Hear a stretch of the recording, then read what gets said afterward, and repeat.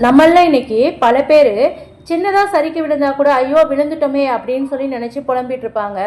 ஆனால் இங்கே ஒரு மாற்றுத்திறனாளி பெண் தன்னுடைய அடையாளத்தையே உடைச்சிட்டு தன்னம்பிக்கையை துணையாக கொண்டு சத்தமில்லாமல் சாதிச்சு சாதனையாளராக மாறியிருக்காங்க. அவங்க பெண்களுக்கு வழிகாட்டியாகவும் திகழ்கிறாங்க. அவங்க யாருன்னு பார்த்தா அவங்க தாங்க விஜயலட்சுமி. இவங்களுடைய கணவர் உமாசங்கர். இவரும் மாற்றுத்திறனாளி தான். இவங்களுக்கு விஷ்ணு அப்படின்னு சொல்லிட்டு ஒரு பையன் இருக்கான். தமிழ்நாட்டில் இன்றைக்கி நிறைய மகளிர் சுய உதவி குழுக்கள் தொடங்கிட்டு இருக்காங்க. இவங்க தருமபுரியில் இருக்கிறாங்க. இவங்க வீட்டில் இருந்தபடியே நிறைய தொழில் செஞ்சு பல பேருக்கு முன்னுதாரணமாக இருந்து பெண்களுடைய பொருளாதார வளர்ச்சிக்கு உந்து சக்தியாக மாறி வராங்க. இந்த நிலையை அடைகிறதுக்கு இவங்க எதிர்கொண்ட சவால்கள், மாற்றுத்திறனாளர்களுடைய வாழ்க்கையில முன்னேற்றத்துக்காக முன்னெடுக்கக்கூடிய விஷயங்களை பற்றி தான் நம்ம இப்போ பார்க்க போகிறோம். இவங்க நாகப்பட்டினம் மாவட்டத்தில் பனங்குடி அப்படிங்கிற கிராமம் தான் இவங்களுடைய பூர்வீகம். போலியோ அப்படிங்கிற வியாதினால் பாதிக்கப்பட்ட இவங்க மாற்றுத்திறனாளியான முதல் வழிகாட்டி அம்மா சாந்தி அப்படின்னு சொல்கிறாங்க. அவங்க தான் இவங்களுக்கு ரொம்ப கைடன்ஸ் பண்ணியிருக்காங்களாம். இவங்க என்ன பண்ணியிருக்காங்க, சாப்பாடுக்கு தேவையான சாம்பார் பொடி, ரசப்பொடி இதெல்லாம் வீட்டில் இருந்தே தயாரிச்சுட்டு அவங்கக்கிட்ட லேர்ன் பண்ணியிருக்காங்க. 2012 மேரேஜ் ஆகிட்டு தருமபுரிக்கு வந்திருக்காங்க. கணவர் வீட்டில் சமைக்கிறதுக்கு தேவையான மசாலாக்களை இவங்களே ரெடி பண்ணியிருக்காங்க. பக்கத்தில் இருக்கவங்களுக்கும் கொடுத்ததுனால அது ரொம்ப டேஸ்ட்டாகவும் நல்லா குவாலிட்டியாகவும் இருக்குது அப்படின்னு எல்லாருமே சொல்லி பாராட்டியிருக்காங்க. இதை நீயே எங்களுக்கு தயாரித்து ஏன் சேல் பண்ணக்கூடாது அப்படின்னு சிலர் சஜஷன் கொடுத்ததுனால இவங்களுடைய கணவர் அரசு துறையில் கவர்மெண்ட் கான்ட்ராக்ட் அடிப்படையில் ஒர்க் பண்ணிட்டு இருக்காரு. குடும்பத்தினுடைய எக்கனாமிக்கல் தேவையை பூர்த்தி பண்ணணும் அப்படின்றதுக்காக நாம ஏன் வருமானம் ஈட்டக்கூடாது அப்படின்னு எங்களுக்கு ஒரு ஐடியா கிளிக்காக இருக்குது. அப்போ தான் மகளிர் சுய உதவி குழுக்களில் சேர்ந்து சிறுதானிய சத்துமாவு தயாரிக்கக்கூடிய பணியை வீட்டில் இருந்தே சின்ன அளவில் தொடங்கியிருக்காங்க. பிறகு அது கொஞ்சம் கொஞ்சமாக இயற்கை முறையில் பூஜை பொருட்கள், மூலிகை குளியல் பொடி, சேக்காய் பொடி, ஊதுபத்தி இந்த மாதிரியெல்லாம் தயாரிக்க ஆரம்பித்து அதை சேல் பண்ணியிருக்கிறாங்க.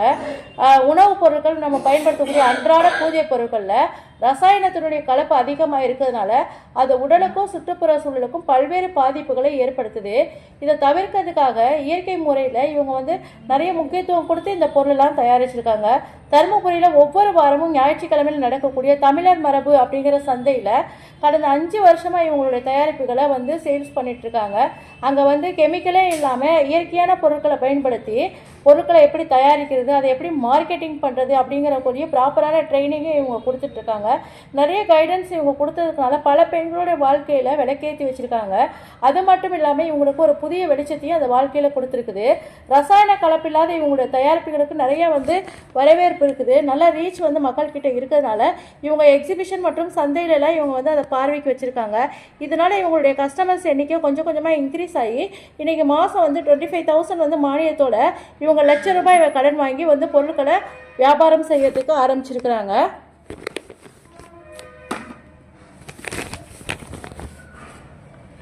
கடன் பெற்ற மகளிர் சுய உதவி குழுக்களில் 8 மாற்றுத்திறனாளிகள் மற்றும் ஆதரவற்ற பெண்களோடு இணைந்து இந்த பொருட்கள் எல்லாம் இவங்க தயாரித்து வித்துட்டு வராங்க.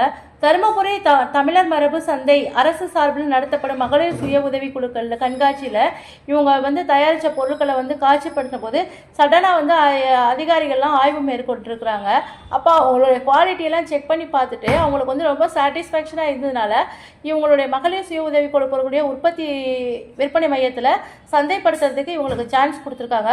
கூடவே இவங்களுக்கு ஒரு விருதும் கௌரவமும் விஜயலட்சுமி தேடி வந்திருக்குது.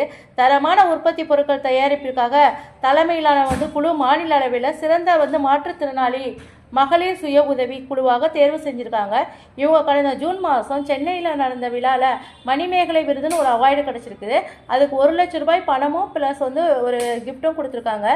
இந்த விருது அப்போதைய முதலமைச்சர் உதயநிதி ஸ்டாலின் துணை முதல்வர் பாராட்டு தெரிவிச்சிருக்காரு. இவங்க மேலும் ஊக்கமளிப்பதாக இருந்திருக்குது இந்த அவார்டு வாங்கினது. மதுரையில் நடந்த ஒரு விழாவில் சிங்கப்பெண் விருதும் வாங்கியிருக்காங்க. இப்போ தமிழ்நாட்டில் சென்னை, மதுரை, கோவை மற்ற இடங்கள் எல்லாம் இவங்களுடைய பொருட்கள் இருந்தெல்லாம் ஆர்டர் வந்துட்டு இருக்குது. வெளியில மாநிலங்களுக்கும் அனுப்பி வைக்கிறாங்க. சின்ன தானியங்கள் மூலம் தயாரிக்கப்படும் சத்து மாவு போன்ற உணவுப் பொருட்கள் ஆர்டர் பேரில் இவங்களுக்கு நிறைய ஆர்டர் வந்துட்டு இருக்கு. மாற்றுத்திறனாளிகளை பொருளாதாரத்தில் முன்னேற்றணும் அப்படிங்கிறது ரொம்ப இன்ட்ரெஸ்ட் எடுத்து செயல்பட்டு இருக்காங்க. பொதுவாகவே மாற்றுத்திறனாளிகள் அப்படின்னாலே பொருளாதார முன்னேற்றம் இல்லாமல் முடங்கி போயிடுவாங்க. தங்களுக்கு உடலில் ஏற்பட்ட ஊனத்தை விட மனசில் தான் அவங்க அதிகமாக முடங்கி போயிருக்காங்க. இதை உடைச்சி அவங்களுக்கு தன்னம்பிக்கையை கொடுத்து பொருளாதாரத்தில் முன்னேற வழிபகுக்கணும் அப்படிங்கிறது தான் இவங்களுடைய நோக்கமாக இருக்குது. இதன் விளைவாக தான் இவங்க சுய உதவி குழுக்கள் நிறுவனங்கள் தொடங்கி இவங்கள போல உள்ள மற்ற மாற்றுத்திறனாளி பெண்களையும் ஒன்றா சேர்த்து பெரிய அளவில் இவங்க கைடன்ஸ் கொடுக்குறது ரொம்ப ஹாப்பியாக இருக்குதுன்னு சொல்கிறாங்க. உடலில் உள்ள குறையெல்லாம் வந்து பெருசாக எண்ணாமல் வாழ்க்கையில் முன்னேறணும் அப்படிங்கிற தன்னம்பிக்கை இருந்தால் எங்கே வேணாலும் சாதிக்கலாம் அப்படின்னு சொல்கிறாங்க. தான் மட்டும் முன்னேறாமல் தன்னை போல இருக்கக்கூடிய மற்ற சகோதரிகள் பெண்களுக்கும் இவங்க ஆதரவு கொடுத்துட்ருக்குறாங்க. இவங்களுடைய முயற்சிக்கு நாம் வந்து ஒரு வாழ்த்துக்கள் சொல்வோம். உங்களுக்கு வீடியோ பிடிச்சிருந்தா மறக்காமல் சப்ஸ்கிரைப் பண்ணிவிட்டு ஷேர் பண்ணிவிடுங்க.